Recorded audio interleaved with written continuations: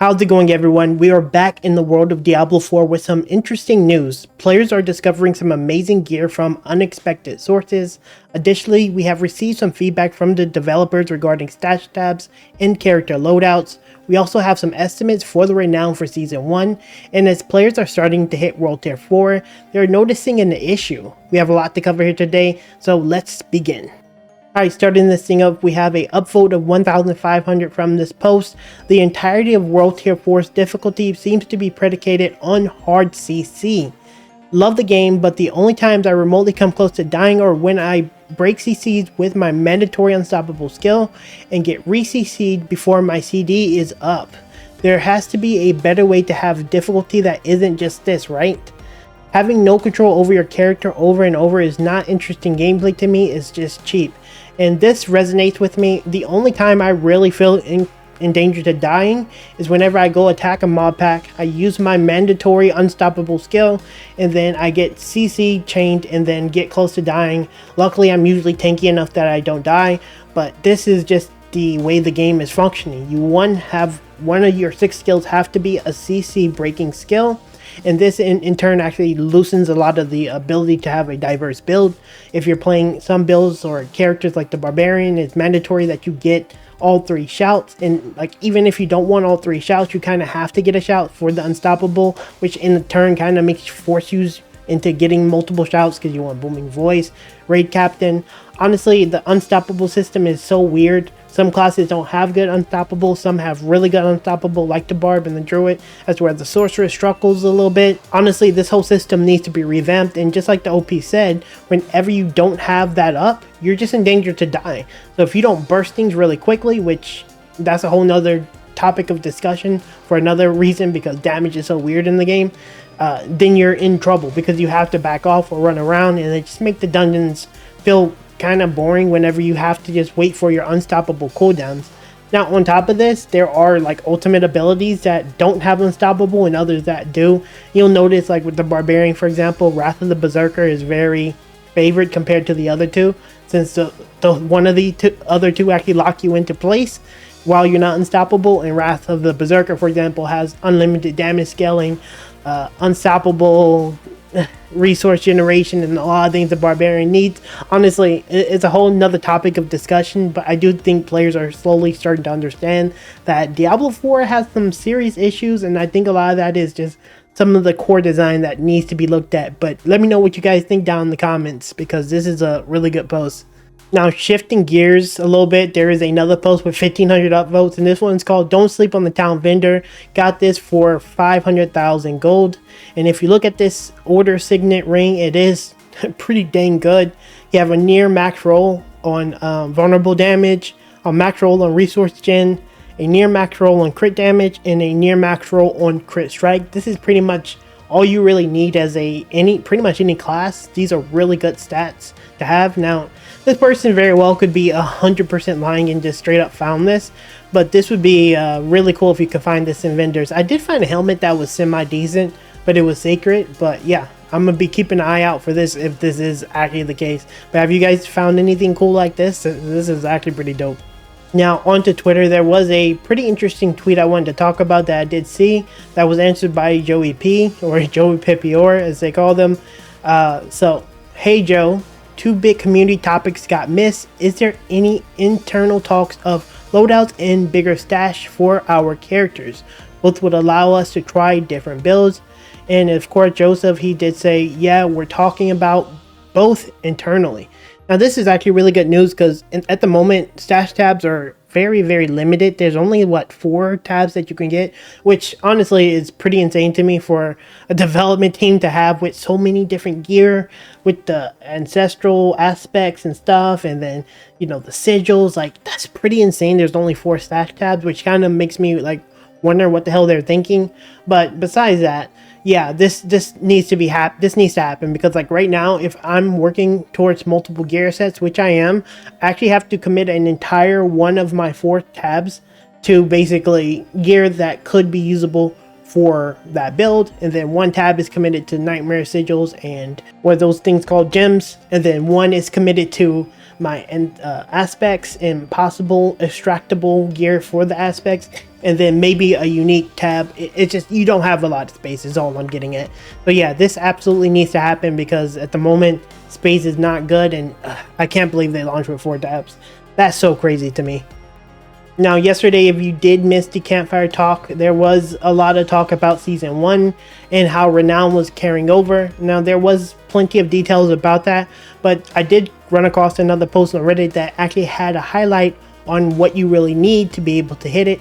So check out this post with 1,400 upvotes. Season 1 will require 12 dungeons / 30 side quests for max Reknown. So the required Reknown for Season 1 for each zone will be: for Fracture Peak you need 900, for Skazlan you need 850, for Dry Steps you need 955, for Kyrgyzstan you need 1000, and for Heiser you need 960.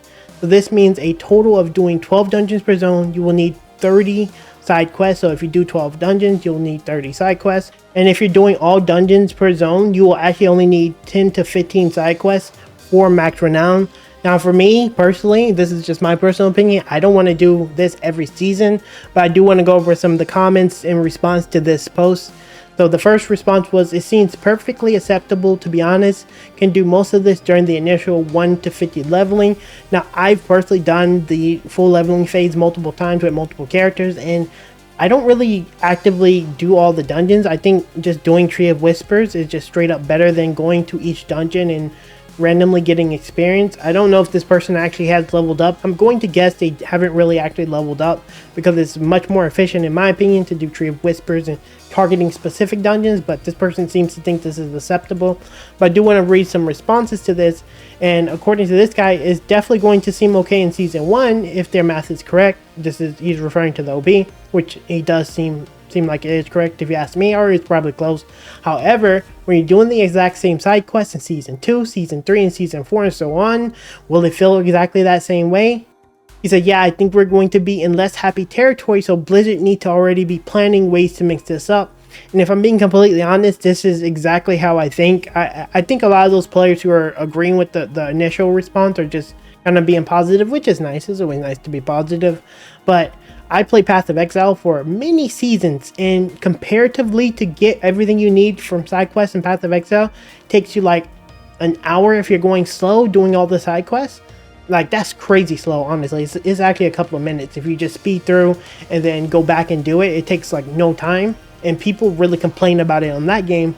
Imagine having to do every single thing that was mentioned in here, which is like all the dungeons and like 15 side quests or whatever it was. Like, that is quite a bit per zone. Like, that's a little bit too much for me, in terms of comfort for me, because I want to actually build towards my character and my end game, not really sit here and do these repetitive kill quest dungeons. I mean, I like them, but they're not interesting to me in the grand scheme of things, especially when you add in the side quests. I don't know, I don't really see it, but let me know what you guys think. Will you be happy to do this Season 2, Season 3, Season 4? I don't think so, but yeah, we'll see. Now, ending off this video, there's really not too much that I wanted to talk about. I think we covered the most important thing, which is people starting to understand like how World Tier 1 and World Tier 4 differs very differently. And yeah, let's go into some of the comments that you guys left in previous videos. I didn't actually get to cover it with the campfire talk yesterday, but I did want to go over some of them because some of them were pretty interesting. So the first one is from Klaus. I don't mind having to do some Reknown every season, but I feel like players who have maxed out a zone should only need about half as much Reknown in future seasons to max out that zone again. I also think Altars of Lilith should not be a part of Reknown in the future, as they carry over each season. I don't want to gather them all over again just for easy Reknown, so it would be better to remove them from Reknown and increase the Reknown gain from dungeons to compensate. You say Reknown a lot. But yeah, I think I would have to agree. I don't really, honestly, I don't want to do any of that. I would prefer just to go to the end game and just play. I mean, I guess that's a little broken. I guess maybe doing the story wouldn't even be bad, but because I actually like the Lilith fight or whatever. But yeah, I don't want to go around and do these collect altered kind of quests. It just feels boring to me. Like, this is a ARPG where you're actively supposed to be killing demons and hordes of enemies. Like, the last thing I want to do is like discover things and click on statues like that. That feels kind of wrong to me as a player, especially when you're playing an ARPG.